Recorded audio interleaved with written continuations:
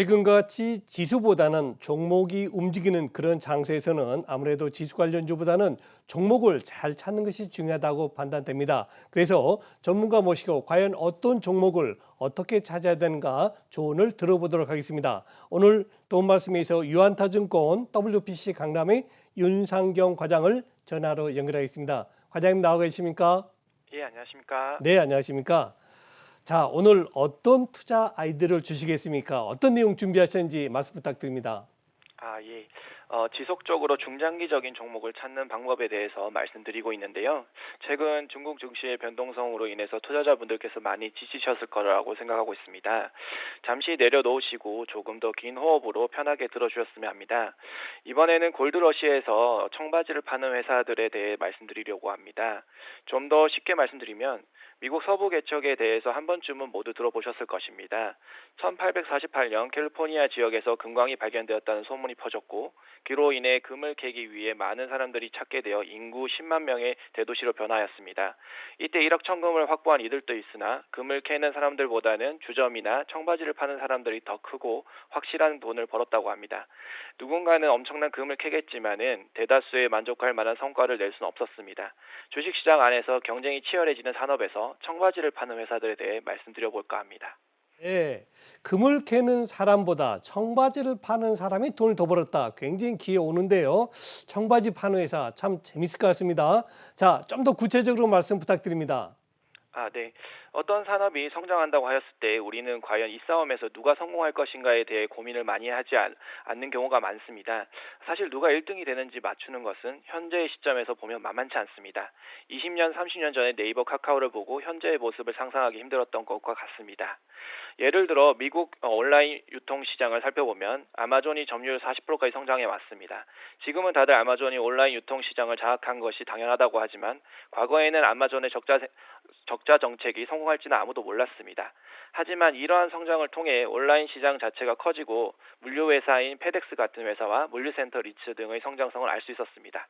그런 의미에서 우리나라의 CJ 대한통운, 세방, 한솔로지스틱스 등의 물류 회사와 물류센터 리츠도 마찬가지로 볼 수 있습니다. 그렇군요. 말 그대로 블루오션 성장 산업에 공략해서 성공한 기업들, 혹시 이런 기업들의 공통점, 특징이 있습니까? 네, 한 세 가지 정도로 말씀드릴 수 있을 것 같은데요. 첫째는 그 분야에서 선두권 업체여야 합니다. 산업에서 선두권 업체라는 것은 시장이 10% 성장할 때 15% 정도 성장하는 회사로, 즉 시장 점유율이 증가하는 회사여야 합니다. 그러기에는 웬만하면은 순위가 잘 바뀌지 않기 때문에 1등 업체를 사시는 것이 가장 좋습니다. 둘째는 무리한 확장을 하지 않는 회사여야 합니다. 본 사업을 하다 보면 무리하게 고객사들의 사업까지 직접 하려 하면서 기존의 사업 모델까지 망가지는 회사들이 제법 있습니다.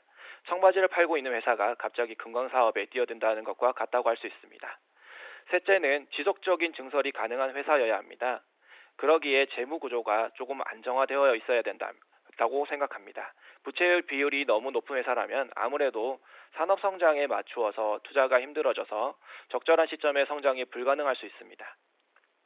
네, 그렇군요. 세 가지 특징 참 귀에 들어오는 그런 내용입니다. 자, 과장님 그러면 이런 특징을 가진 기업도 있습니까? 네, 여러 회사들이 있는데요.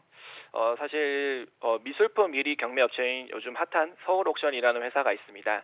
시가총액이 3,400억으로 최근에 주가가 급등하였기에 2020년 예상 PER 기준 24배 정도로 저평가되어 있지는 않습니다. 다만 그만큼 가능성 있는 회사라고 생각합니다. 저는 비즈니스 모델이 하이브와 같은 엔터테인먼트와 어느 정도 유사하다고 생각하고 있습니다. 그렇습니까? 참 의외네요. 서울 옥션이 하이브하고 유사한 사업 구조 가지고 있다. 어떤 부분이 그런가요? 네, 약간 좀 그렇게 생각하실 수 있습니다. 그런데 한번 제 말씀을 들어보시면 조금 이해가 되실 수 있을 것 같습니다. 서울 옥션은 공급해주는 갤러리들과 네트워크가 되어 있고 갤러리를 통해 소속 가수처럼 작가님들을 보유하고 있습니다. 또한 미술품을 사고 파는 큰 손분들인 분들의 리스트를 확보하고 있고요. 작가분들을 알리기 위해 과거에 루브르 박물관에 전시회를 열기도 하는 등 누구보다 작가분들의 몸값을 올리는 데 큰 지원을 하고 있습니다. 전 세계적으로 단색화가 유행하는 동안 김한기, 이우환 작가님 등 국내 단색화 작가들의 가치 또한 홍보를 통해 확장되었다고 볼 수 있습니다. 사과 그림으로 유명하신 윤병락 작가님 등등 많은 화가분들처럼 유명한 작가분들의 집중 양성하는 데 도움을 주기도 하고 홍보를 통해 가치를 올리고 있습니다.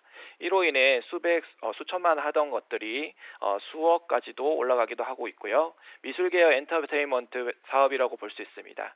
또한 홍콩 경매, 온라인 경매 사업 및 전시 공간 확대, 지방 경매 등으로 과거 10년간 지속적으로 자기 분야에서 지속적으로 시장을 리딩해 오면서 확대하고 있습니다.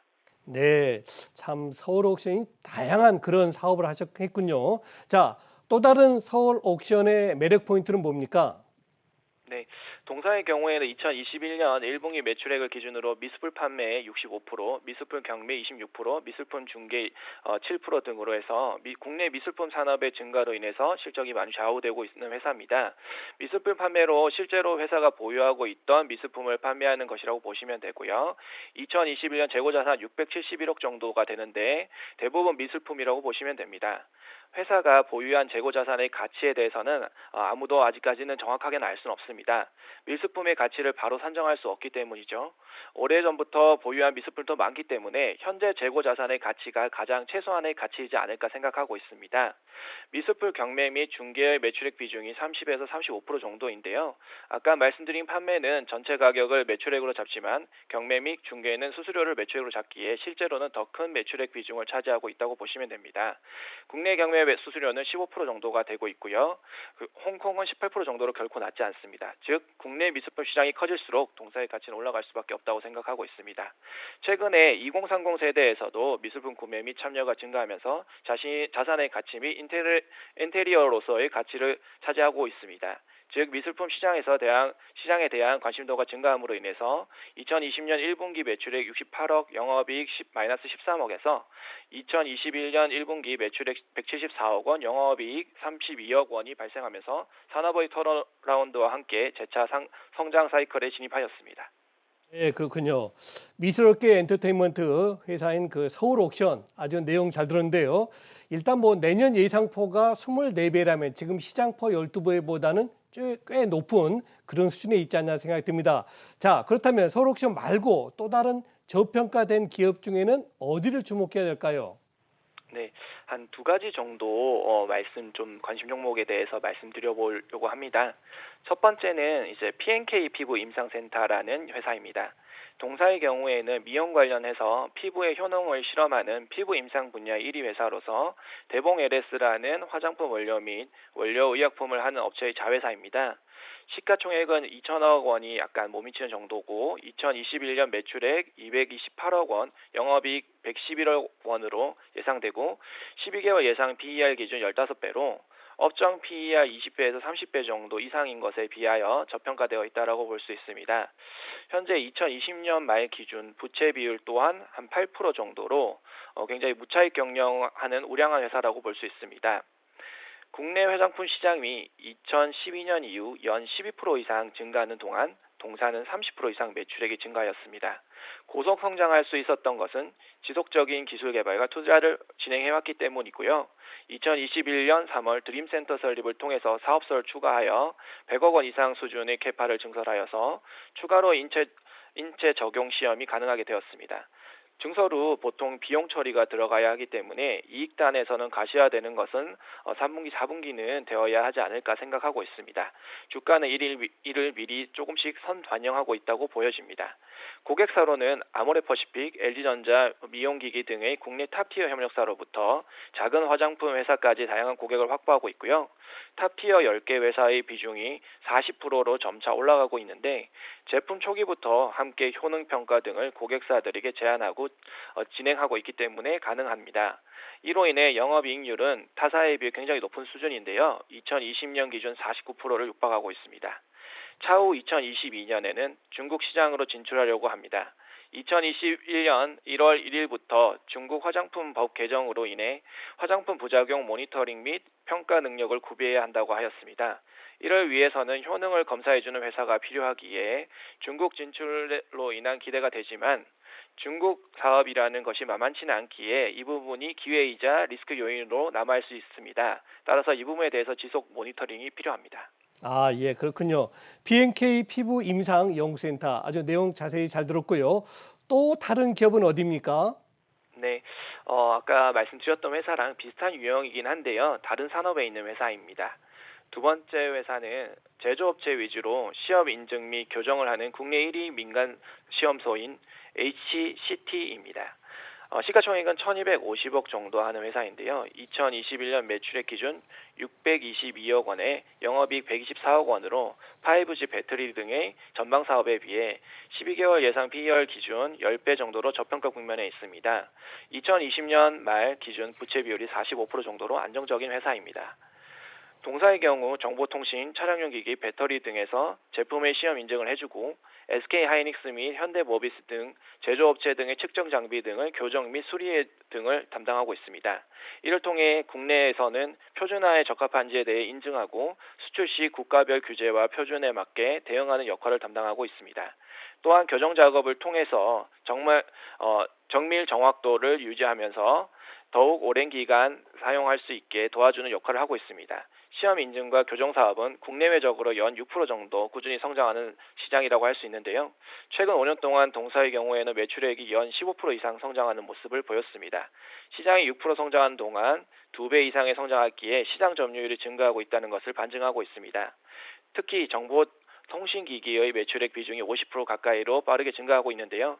여기서 상당 부분이 5G 통신 분야의 성장으로 인한 것으로 보고 있습니다. 국내 지정 시험기관 최초로 5G 기지국 인증을 획득했고 내수 기주기구의 80% 이상을 당사가 시험을 진행하고 있기 때문입니다. 현재 미국 FCC의 인증 시험을 국내 기관 최초로 자율주행차 관련한 인증을 확보하기도 하였기에 차후 성장도 확보되어 있습니다.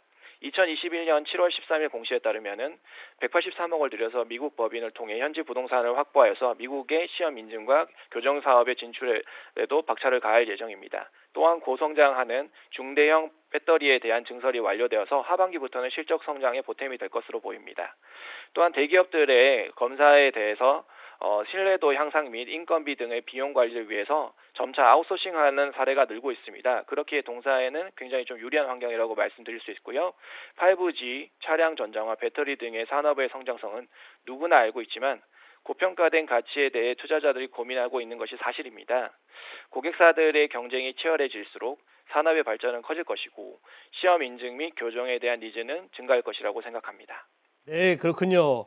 성장성이 보장된 저평가 기업 두 곳이었죠. B&K 피부 임상센터 그리고 HCT에 대해서 아주 좋은 정보 주신 분은 유한타증권 WPC 강남의 윤상경 과장이셨습니다. 과장님 좋은 말씀 감사합니다. 네, 감사합니다.